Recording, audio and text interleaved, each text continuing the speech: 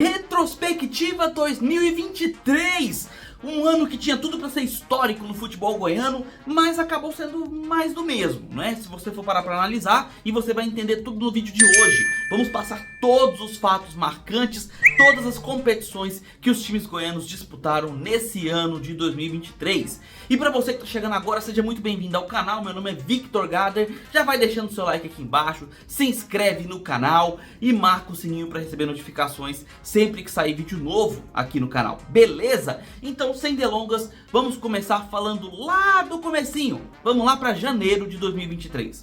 Bora!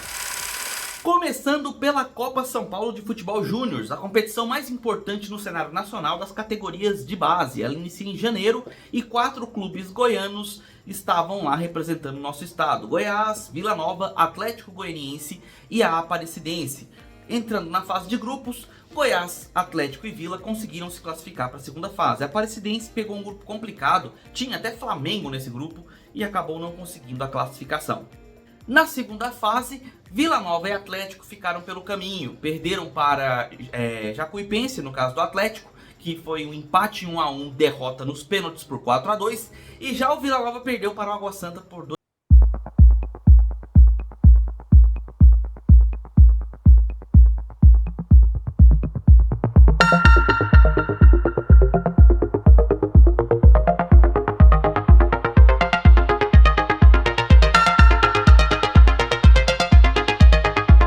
Sensacional de chegar à semifinal. Pegou pelo caminho Porto Vitória, Fluminense, Novo Horizontino, Sport, e aí na semifinal enfrentou o Palmeiras, que era, na minha opinião, a melhor equipe da competição. Não à toa sagrou-se campeão. E o Goiás não fez feio, fez um jogo bem acirrado, mas mesmo assim não conseguiu o resultado positivo e acabou eliminado para o Palmeiras. Uma equipe muito bem treinada pelo Mário Henrique, que chegou inclusive a assumir o Verdão na reta final da temporada. E nós vamos falar disso mais pra frente, não é? O resultado do Esmeraldino foi muito interessante, visando, né, essa preparação para o restante da temporada. Um resultado que deve sim ser comemorado e ser vangloriado aí, né, pelos torcedores esmeraldinos, e que esperamos que continue assim nas próximas competições que irão disputar da categoria de base, como por exemplo a Copa São Paulo, que já inicia agora em janeiro de 2024, né? O Goianão iniciou-se ali por volta do dia 11 de janeiro e tivemos 10 times disputando essa competição, tá? Os 4 da capital, Atlético Goianiense, Goiás, Vila e Goiânia, além da Aparecidense. Temos também o Goianésia, Iporá, Craque, Anápolis, Morrinhos, Grêmio Anápolis e o Inhumas, tá? A competição iniciou-se com o jogo entre Inhumas e Anápolis no dia 11 de janeiro. E aí dentro do Goianão tivemos alguns jogos bem interessantes de serem comentados, como a vitória do Atlético Goianiense em cima do Goiás, né, no Acioli por 2 a 1. Um jogaço entre Craque e Goiás que ficou 3 a 3, um jogo com várias viradas.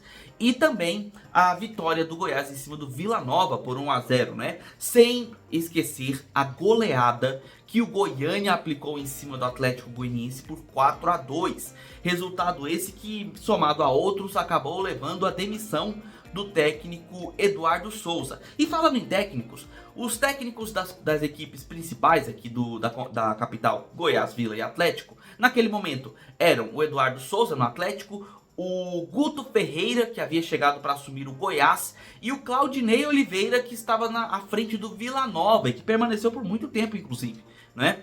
O Guto Ferreira assumiu o Goiás ali no início do ano e permaneceu até o final do Goianão. Já o Eduardo Souza acabou demitido ali no meio do Goianão, né? E deu lugar ao técnico Mozart. Isso já basicamente na reta final da competição.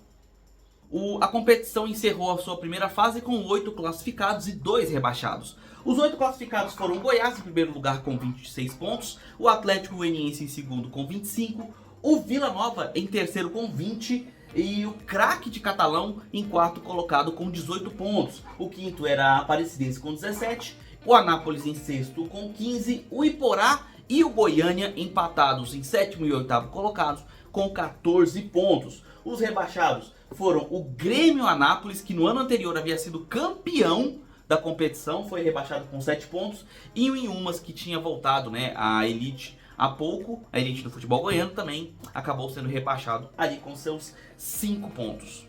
Na segunda fase, os confrontos eram marcados pelo primeiro classificado contra o último, o segundo contra o penúltimo e assim vai. Nesse ritmo, o Goiás enfrentaria o Goiânia, o Atlético Goianiense enfrentaria o Iporá, o Vila Nova enfrentaria o Anápolis e o Craque enfrentaria a Aparecidense. No primeiro jogo, na primeira rodada, o Anápolis empatou em casa com o Vila em 0-0, o Atlético venceu lá em Iporá o time da casa por 1-0, o Goiânia jogou mandando o jogo no Serra Dourada contra o Goiás e levou uma goleada histórica por 8-3, um jogaço inclusive, né? E por fim a Aparecidense venceu o Craque por 3-0 lá em Aparecida de Goiânia. No jogo da volta, nós tivemos o Vila Nova perdendo em casa por 1-0, o Craque de Catalão vencendo o jogo por 1-0, mas não sendo o suficiente para se classificar por conta da derrota anterior. O Atlético, não tomando conhecimento do Iporá jogando na Scioli, fez 7-1 no Iporá. E o Goiás venceu mais uma vez, porém com resultado mais ameno, um 2-0 em cima do Goiânia. Na semifinal, tivemos o Atlético enfrentando a Aparecidense, enquanto isso o Goiás jogando contra o Anápolis. No primeiro jogo, o Atlético lá em Aparecida conseguiu uma vitória em cima da Aparecidense por 2-1.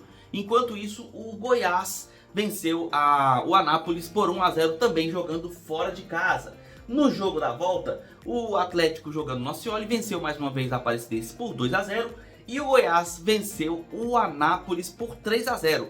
E chegavam às finais o Goiás para jogar contra o Atlético Goianiense. Duas equipes que já eram cotadas como favoritas para conquistar o título do Goianão 2023 se enfrentariam na final. O primeiro jogo dessa finalíssima do Campeonato Goiano foi no Scioli, entre Atlético e Goiás, e o Atlético venceu por 2-0, controlando até a partida de certa forma, teve um jogo até tranquilo e venceu por 2-0. No jogo da volta, o Goiás se impôs jogando em casa, fez um resultado que quase colocou o Atlético em situação complicada na final, vencendo por 3-1 e pressionando até o último minuto. O resultado levava a competição para os pênaltis e as 4 primeiras cobranças todos os times acertaram. Só que na quinta cobrança do Goiás, o lateral Hugo foi cobrar e acabou escorregando e tocando 2 vezes na bola, o que configura uma infração que anula o pênalti. Com isso, o Goiás teve um pênalti perdido, digamos assim, né? E com a cobrança final do Bruno Tubarão, o Atlético sagrou-se campeão do Campeonato Goiano 2023, sendo esse o bicampeonato, né, que veio na sequência do campeonato anterior, onde o Atlético também havia vencido, né? Nesse meio tempo, 3 outras competições movimentavam os times goianos. A Copa do Brasil, onde Goiás, Vila e Atlético representavam o estado. A Copa Sul-Americana, onde o Goiás era um dos times brasileiros representando o país. E também a Copa Verde, onde Goiás e Vila estavam na disputa. A Aparecidense também poderia ter disputado a Copa Verde, mas preferiu se abster da competição. Vamos começar pela Copa do Brasil, porque talvez tenha sido a maior decepção do futebol goiano em 2023. A competição começou com o Goiás enfrentando o Asa de Alagoas, o Vila Nova enfrentando o Real Noroeste e o Atlético enfrentando o seu xará Atlético da Bahia. A competição, ela na primeira fase tem uma regra que se os times de maior classificação, pelo menos essa era a regra, tá? Nesse ano 2023. Se o time que tem um ranking superior empatar a partida, já que joga fora de casa, ele se classifica. É um resultado que beneficia o time com a maior pontuação no ranking. Os times com menor pontuação no ranking têm o direito de jogar em casa a primeira fase. E aí os 3 times goianos conseguiram a classificação apenas no empate, tá? Vila buscou um empate no finalzinho e empatou com o Real Noroeste. O Atlético ficou no 0-0 com o Atlético Baiano. E a mesma coisa do Goiás com o Asa. Os resultados acabaram classificando as equipes goianas. Resultados ruins, tá? Porque são equipes com mais baixo orçamento, com ranking inferior. Então esses empates davam uma certa dinâmica meio preocupante, né? E aí chegamos para a segunda fase e aí foi uma tragédia completa. Goiás e Atlético foram eliminados nos pênaltis. O Goiás enfrentou o Águia de Marabá e empatou no jogo normal em 0 a 0. Nos pênaltis acabou eliminado. O Atlético enfrentou o Volta Redonda aqui no Ascioli, empatou no tempo regulamentar e nos pênaltis também acabou eliminado. Já o Vila Nova enfrentou o Náutico e perdeu por 2 a 1, golzinho lá no final. E assim as 3 equipes goianas acabaram eliminadas na segunda fase da competição. Um resultado extremamente negativo para o futebol goiano na temporada. Já na Copa Verde tivemos um excelente resultado, com o Goiás sagrando-se campeão da competição. O Goiás, que na semifinal enfrentou o Cuiabá, que foi o time responsável pela eliminação do Vila Nova. Na semifinal, o Goiás acabou eliminando o Cuiabá e recebendo na final o Paysandu. Em 2 jogos, o Goiás conseguiu 2 vitórias, até de certa forma tranquilas, e sagrou-se campeão da Copa Verde, o primeiro título do time esmeraldino nessa competição. Pelo menos trouxemos algum título aqui para o estado, né, nesse ano que estava meio ruim com os resultados, por exemplo, da Copa do Brasil, né? A Copa Sul-Americana do Goiás foi um caso muito bizarro, um caso à parte, tá, galera? Porque o Goiás não tinha interesse, pelo menos a sua diretoria, né, não tinha interesse em focar na Sul-Americana. O ideal era mesmo focar no Brasileirão, tentar fazer a manutenção do time na competição. E aí, nos jogos da Sul-Americana, no grupo onde o Goiás enfrentaria o Universitário do Peru, o Gimnasia Esgrima de La Plata da Argentina e o Independiente Santa Fé da Colômbia, o Goiás jogava com seu time misto, até às vezes um time reserva, tá?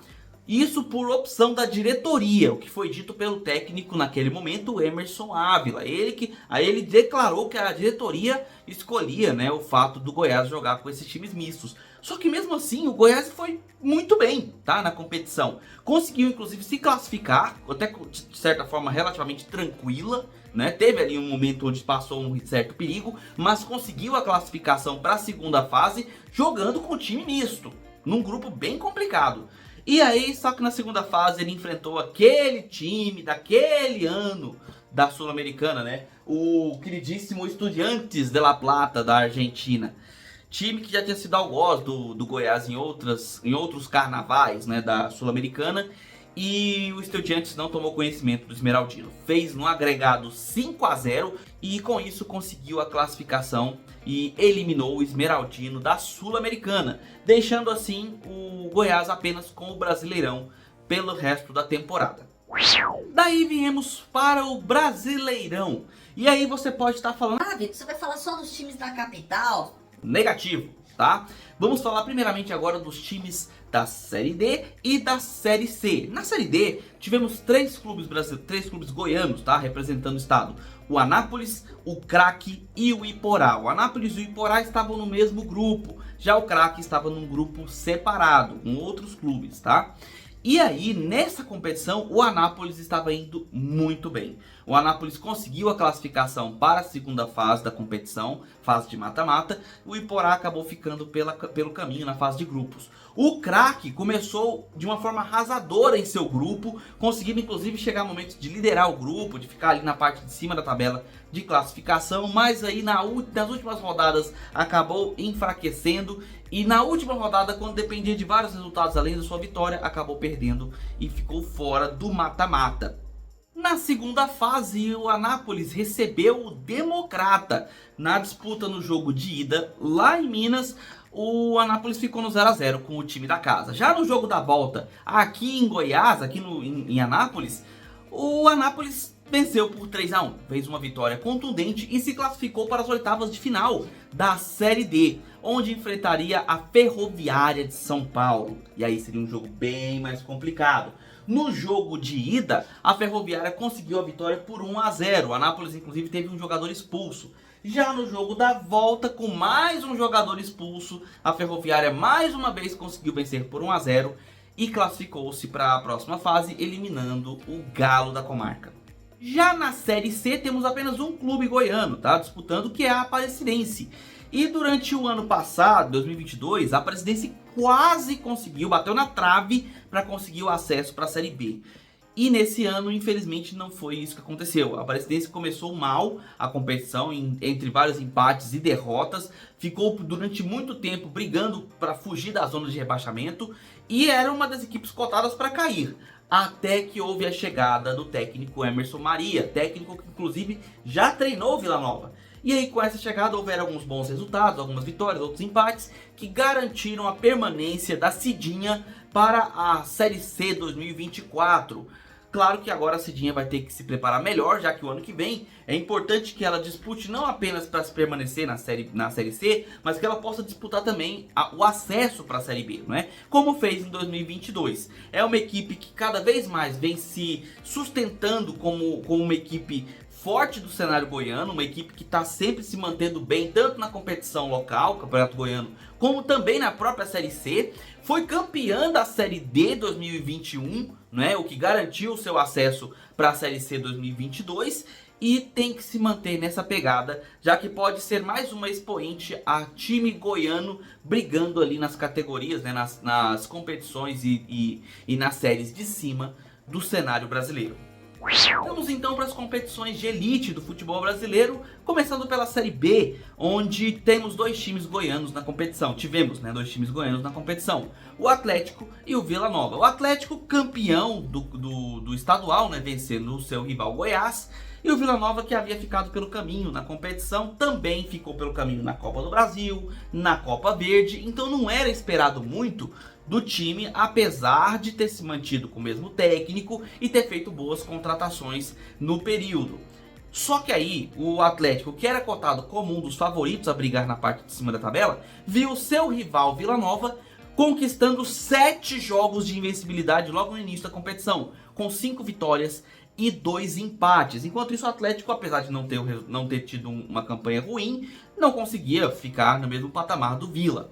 O Vila, inclusive, chegou a liderar a Série B a partir da 14ª rodada e chegou a ser o líder da competição, né? Enquanto o Atlético brigava ali entre a 8ª e a 11ª colocação no meio dessa Série B. O Vila Nova mantendo o técnico Claudinei Oliveira, enquanto isso o Atlético fazendo rodízio de técnicos. Saiu o Eduardo Souza, veio o Mozart teve 7 jogos apenas, foi demitido, veio o Alberto Valentim, né, que também não conseguiu resultado suficiente para se manter no time. Chegou o final do primeiro turno ali, com o Vila acima do Atlético, só que o Vila já começando a perder um pouco de forças, principalmente com a lesão do Caio Dantas, que era um dos jogadores mais importantes do Vila naquele princípio de temporada da Série B. O Atlético, apesar de ter um excelente ataque, tomava gols demais, tinha uma defesa muito bagunçada. E aí chegamos para o meio do ano, para a janela de transferência. E aí o Vila fez algumas contratações e o Atlético também, mas as contratações do Atlético foram muito mais contundentes e produziram muito mais resultados do que as do Vila. O Vila teve boas contratações ali, né? Como, por exemplo, o ponta direita Juan Christian, que foi um jogador que despontou na equipe realmente depois que foi contratado. E teve aí a troca de técnicos para o Marquinhos Santos. O Claudinei Oliveira acabou demitido com os maus resultados após a lesão do Caio Dantas. Já o Atlético contratou, repatriou o Baralhas, contratou o Matheus Peixoto, que estava no Goiás no início da temporada, entre outros jogadores, mas principalmente o Atlético contratou o técnico Jair Ventura para o lugar do Alberto Valentim. Jair Ventura, que tinha feito um trabalho defensivo excepcional no Goiás em 2022, inclusive, na minha opinião, foi um dos fatores que ocasionou não só a permanência do Goiás na Série A ano passado, como também a classificação para a Sul-Americana. E aí, chegando no Atlético, foi exatamente isso que ele fez. Ele reorganizou a defesa, também aproveitando as contratações de 2 peças fundamentais para essa reta final. O zagueiro Alex e o outro zagueiro Luiz Felipe, que formaram a dupla de zaga do Atlético na reta final da Série B. E a partir do início do segundo turno, o Atlético teve uma arrancada surpreendente, conseguindo uma sequência de vitórias, entre 6 vitórias, depois teve uma derrota, e depois outras 5 vitórias, que colocaram o Dragão no G4, fazendo o Dragão ultrapassar o Vila Nova e chegar dentro da zona de classificação para a Série A. Só que o Vila começou a reagir nas últimas 5 rodadas, vencendo exatamente o Atlético em um clássico realizado no Oba, no Honesto Brasileiro Alvarenga. Essa vitória em cima do Dragão reacendeu a esperança do torcedor do Vila Nova, e o Tigrão conseguiu vencer outros jogos e conseguiu novamente entrar no G4, chegando na última rodada em 4º colocado, dependendo somente de si e enfrentando o lanterna rebaixado ABC de Natal.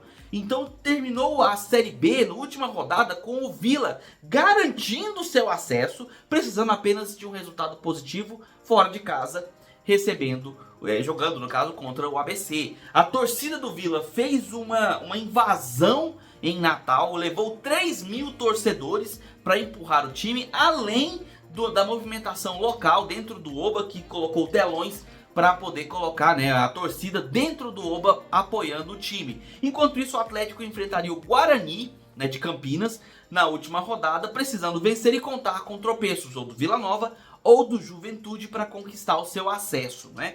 Não era fácil. Não, primeiro que teria que vencer uma grande equipe, que seria o Guarani. Segundo, que teria que contar com tropeços de equipes que estariam jogando contra outras que não disputavam nada. O Vila contra o ABC, o Juventude enfrentaria o Ceará.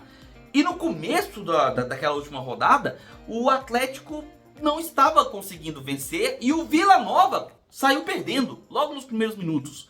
Então, em determinado momento ali do final da Série B, Novo Horizontino e Sport estavam se classificando juntamente a Vitória, que era o campeão da competição, e o Criciúma, que já tinha garantido seu acesso, né? E aí, durante a rodada que todos os jogos foram ao mesmo tempo, o Vila Nova levou mais gols, o Atlético conseguiu fazer o seu gol em cima do Guarani, no segundo tempo ampliou fazendo seus 3-0, o Vila Nova perdeu por 3-2 fora de casa para o Lanterna e acabou frustrando toda a sua torcida, não conseguindo seu acesso tão almejado por tantos anos e trocando de lugar justamente com o rival Atlético Goianiense, que conseguiu em 4º colocado seu acesso, voltando para a Série A depois de um ano, né, no qual ficou na Série B. O Atlético, que jogou a Série A em 2022 e acabou caindo, né, naquele ano, volta em 2023 para jogar a Elite em 2024. E para o torcedor do Vila Nova fica a frustração de ter tido a vaga para a Série A nas mãos e acabar abrindo mão dela justamente contra o Lanterna, não é?